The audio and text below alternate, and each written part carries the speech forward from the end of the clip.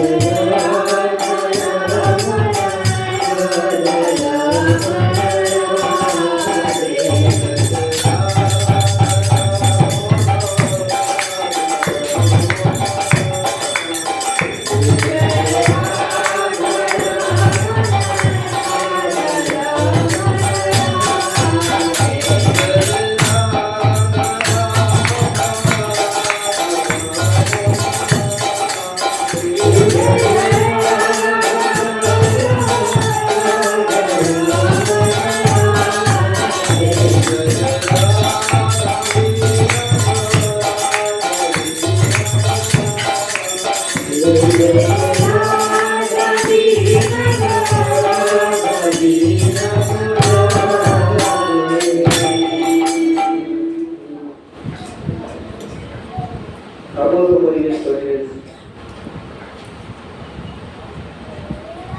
প্রেমময় ভাব জাগ্রত হয়েছে। গৌড়ীয় সাধন ভজনের বিষয়টা অত্যন্ত গভীর, অথচ সরল। মায়ের মাতৃত্ব যেমন কলেজ থেকে পড়ে শিখতে হয়, তাই না? মায়ের যে সন্তানের প্রতি ভালোবাসা কি কলেজ থেকে শিখে আসে, কেউ শিখিয়ে দেয়? স্বভাবজাত। যখনই সন্তান হয় তখনই তার ভালোবাসাটা অটোমেটিক।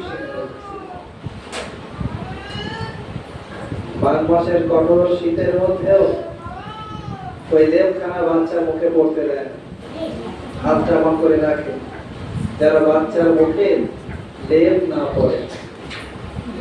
এটা শিখতে লাগে না। ঠিক তেমন যারা যুগল ভজনকারী,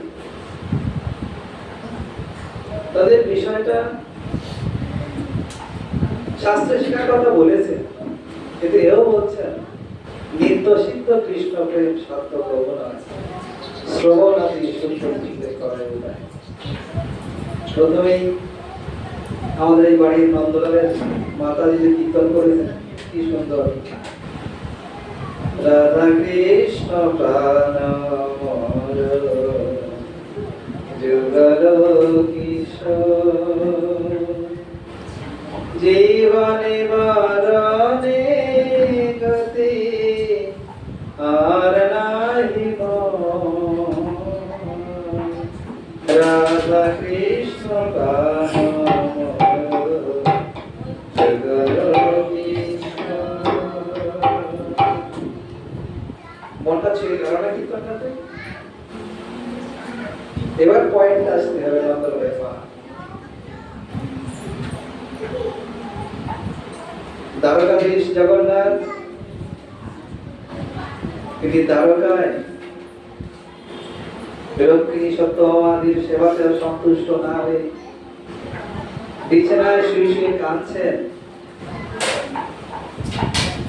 বিছানায় শুয়ে কাঁদছেন, আর ঘুমের ঘরে ডাকছেন, হে ললিতে, হে বিশাখে, হে চম্পকলাতে, হে তুঙ্গবিদ্যে, তোমরা কোথায়?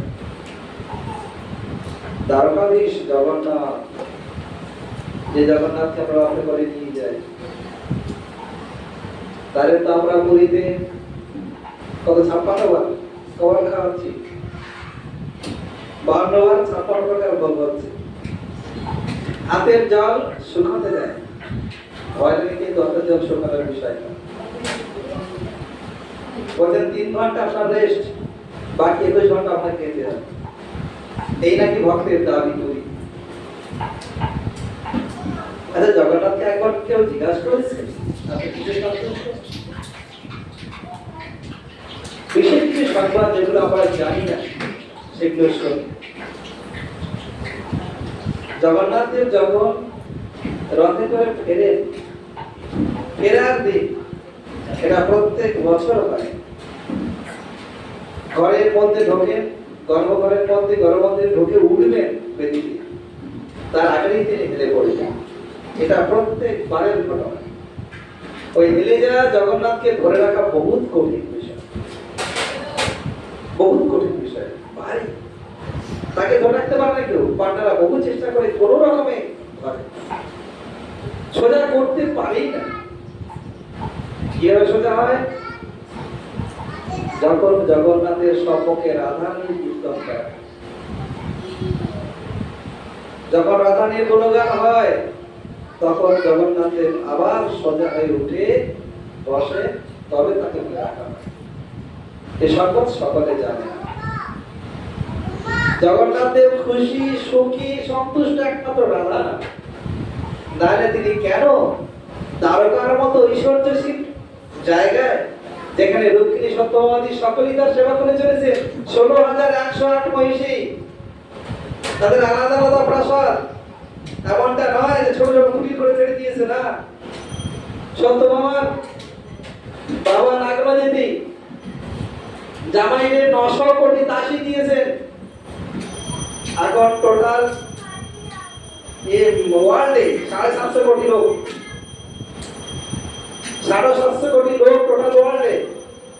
কৃষ্ণ শুধুমাত্র ওই নাগরাজেতি শ্বশুরের কাছ থেকে 900 কোটি দাসী পেয়েছিলেন জামাই সেবার জন্য। জামাই সেবার কোনো ত্রুটি তিনি রাখেননি, তথাপি জামাইয়ের অন্তরে স্বস্তি নাই। রাধা কৃষ্ণ প্রাণমোর যুগল কিশোর, জীবনে মরণে না গতি আর না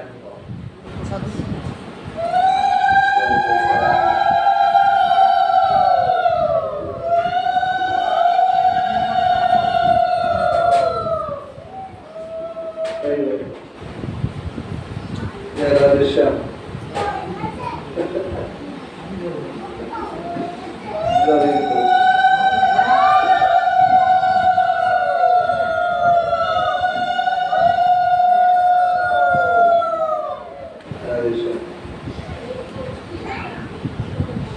দেখুন, আমরা এখানে অনেকেই তিলক ছাড়িয়ে আছি, অনেকেই ভজন সাধন করি, অনেকেই সাধনে যুক্ত আছে, কিন্তু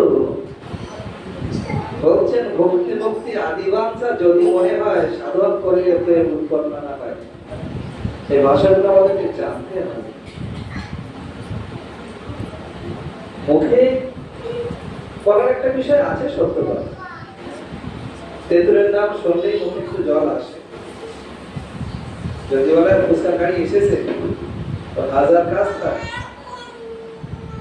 চলে যাবে সেখানে, তাকে ধরে রাখা যাবে না, কারণ শব্দের একটা ক্ষমতা আছে। কৃষ্ণ শব্দটি দুটো অক্ষর, এই অক্ষর দুটো প্রেমের ভান্ডার। রাধার ক্ষমা প্রেমের ভান্ডার, সেই কৃষ্ণ প্রেমের মূর্তি হচ্ছে রাধা। কৃষ্ণ প্রেম কি মূর্তি রাধা, রাধা রস का রাধে রাধে বলছি, গোপালের কোলে গোপাল নিয়ে ঘুরছি। এদের কি বুদ্ধি আছে বলো? এগুলো খোলামেলা আলোচনা হওয়া দরকার। যদি রাধা কৃষ্ণ প্রাণ হয় তাহলে জগন্নাথকে প্রাণ করতে পারবো না। যদি রাধা কৃষ্ণ প্রাণ হয় নিঃসন্দেহে প্রাণ হতে পারবে না। যদি রাধা কৃষ্ণ প্রাণ হয় মস্তক কোনো বড় কেউ প্রাণ হতে পারবে না। যদি বলো গোপাল আর কৃষ্ণ তো একই, তাহলে হ্যাঁ গোপাল কৃষ্ণ এক। কিন্তু ততদিন পর্যন্ত ছেলের জন্য বৌমা খুঁজতে না যাওয়া হয়। ওই ছেলে মায়ের সঙ্গে থাকে, মায়ের সঙ্গে খাওয়া দাওয়া করে, মায়ের সঙ্গে ওঠা বসা করে, মা তাকে খাওয়ায় পরে পরিষ্কার সব কিছু করে। এমন একটা টাইম আসে যখন ছেলের বন্ধুকে ডাকে, খোকা ছেলেটা যেন কেমন উদাস হয়ে যাচ্ছে, আমার কথা শোনে না, কিছু করে না, ঘুরি ঘুরি বেড়ায়, মনটা উদাস। কি হয়েছে বলবে? কোথাও কি মন্টন লাগিয়েছে? বন্ধু তো জানে, হ্যাঁ মাসিমা সে কোথায়, চল আমার দেখা। মা কিন্তু সেবার কোনো শান্তি রাখেনি। মা আগেও যেমন খাওয়াতো, যেমন পড়াতো, যেমন সেবা সব করতো, কিন্তু ছেলের মন এখন আর বাড়িতে দাঁড়ায় না। কেন দাঁড়াচ্ছে না? কারণ সে এখন যেটা চাইছে সেটাও মা দিতে পারবে না। মায়ের পক্ষে দেওয়া সম্ভব নয়। সেটা কে দেবে? ওই অজানা এক মেয়ে, জানে না কিচ্ছু না, তারে বৌমা করে ডেকে এনে চাবির তরাটা তুলে দিয়ে বলে, বৌমা এই সংসার তোমার। তাহলে যে মা গর্ভধারিণী, যে মা ছোটবেলা থেকে মানুষ করেছেন, কোন ত্রুটি পর্যন্ত রাখেননি সন্তানের প্রতি, তাহলে সেই মা কেন এখন অপারক? কেন অপারক? গোপাল কিসের সখী? গোপাল এবং কৃষ্ণ সবের মধ্যে পার্থক্য আছে। রাধা রমন, রাধা বিনোদ, রাধা শ্যাম সুন্দর, রাধা বল্লভ, রাধা কান্ত, এই নাম আর গোপাল নামের মধ্যে ডিফারেন্স আছে। গোপাল যশোদার গোপাল, রাধা বিনোদ, রাধা কান্ত, রাধা শ্যাম সুন্দর, তিনি রাধার সঙ্গে কানেক্টেড। এই বিষয়টা একটু হয়তো না জানলে হবে না। যেটা মায়ের পক্ষে সম্ভব না সেটা দিচ্ছে রাধা, সেটা প্রেমের বিষয়। প্রেমের বিষয় আমরা সকলেই জানি, এমনটা নয় যে আমরা জানি, কিন্তু সাধারণ ভাষার বিষয় আমাদের জানা উচিত। যখন আমরা ক্লাস 1-এ উঠছি তখন সহজ পাঠ, তাই তো? আর অঙ্ক তখন ধরায় অনেক অঙ্ক থাকে। তারপরে ক্লাস 3-তে উঠলে একটু বিজ্ঞান, তারপরে চলে 7-এ উঠে আবার অঙ্ক ভাগ হয়ে যায়, আবার বিজ্ঞান ভাগ হয়, ওটার পর ভাগ হয়। ক্লাস 9 উঠে দেখলাম অঙ্ক, বাবা সেখানে আবার পরিমিতি, তারপর দেখলাম ত্রিকোণমিতি, কত ভাগ হয়ে যাচ্ছে। সায়েন্স জানতাম শুধু বিজ্ঞান, তারপর দেখলাম না প্রকৃতি বিজ্ঞান, জীবন বিজ্ঞান, আবার কেমিস্ট্রি, সেখানে রসায়ন বিজ্ঞান সেখানে ঢুকে পড়েছে। ঠিক তেমন যখন প্রথম অবস্থায় আমরা থাকবো তখন ধর্ম সকলেই করছে, যেমন বিজ্ঞান ধর্ম সকলে করছে। আমরা হিন্দু ঘরে ভগবান আমাদেরকে জন্ম দিয়েছেন, সেই সূত্রে আমরা সনাতন ধর্মাবলম্বী। সনাতন বস্তুটা কি? আজকে আমরা যে নিজেদেরকে সনাতন বলে দাবি করছি, সেই সনাতন বস্তুটা কি?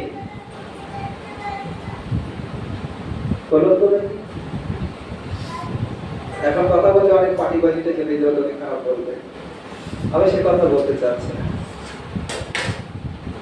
অহোভাগ্যম নন্দ গোপ ব্রজৌকশম জন্মিত্য পরমানন্দে পূর্ণ ব্রহ্ম সনাতনম। অহোভাগ্য, কার ভাগ্য? নন্দ মহারাজ। কেন? পূর্ণ ব্রহ্ম সনাতন বস্তু, স্বয়ং ভগবান কৃষ্ণচন্দ্র তার বন্ধু হয়েছে, পরম মিত্র। তার বারান্দায় তার অলিন্দে খেলা করছে, নন্দ মহারাজের জুতো মাথায় করে নিয়ে যাচ্ছে, নন্দ মহারাজের আজ্ঞা পালন করছে। তাহলে পূর্ণ ব্রহ্ম সনাতন বস্তু হচ্ছে সাক্ষাৎ ভগবান শ্রীকৃষ্ণ। কৃষ্ণস্থ ভগবান স্বয়ং ইতি জ্ঞানম এতে চাংশ কলা বংশ কৃষ্ণস্থ ভগবান স্বয়ং। ভগবান মানে কৃষ্ণ। শাস্ত্র খুলে দেখুন, যাকে তাকে ভগবান বলতে পারবো না। কেউ একজন ম্যাজিক দেখিয়ে দিল ভগবান হয়ে গেল না। ভগবান কাকে বলবো? ঐশ্বর্যস্য সমগ্রস্য বীর্যস্য যশস্য জ্ঞান বৈরাগ্যস্যৈব সন্ন্যাং ভবেতি জ্ঞানা। জ্ঞান, বৈরাগ্য, যশ, শ্রী, ঐশ্বর্য, মাধুর্য, এই 6 প্রকার বস্তু যার মধ্যে পূর্ণ মাত্রায় বর্তমান, এইগুলোকে বলে ভগ। আর যেটা পূর্ণ মাত্রা, এই 6টাকে বলে ভগ। আর এইটা যার মধ্যে পূর্ণ মাত্রায় বর্তমান, যাকে ধার করতে হয় না, তিনি হচ্ছেন বান, ভগবান। যার ধন আছে ধনবান, যার শ্রদ্ধা আছে শ্রদ্ধাবান, যার মতি আছে মতিমান, আছে না? শ্রদ্ধাবান, ধনবান, বিদ্যাবান। বান কথার অর্থ যেখানে প্রাচুর্য অনেক, সেরকম যার ভগবান আছে, অর্থাৎ ভগবানটা এই ছোট ঐশ্বর্যের মধ্যে পূর্ণ মাত্রায় বর্তমান, তিনি হচ্ছেন ভগবান। তবে ভগবানের তো অভাব নাই, তিনি সর্বৈশ্বর্যপূর্ণ। তাহলে সেই ভগবান কাঁদে কেন?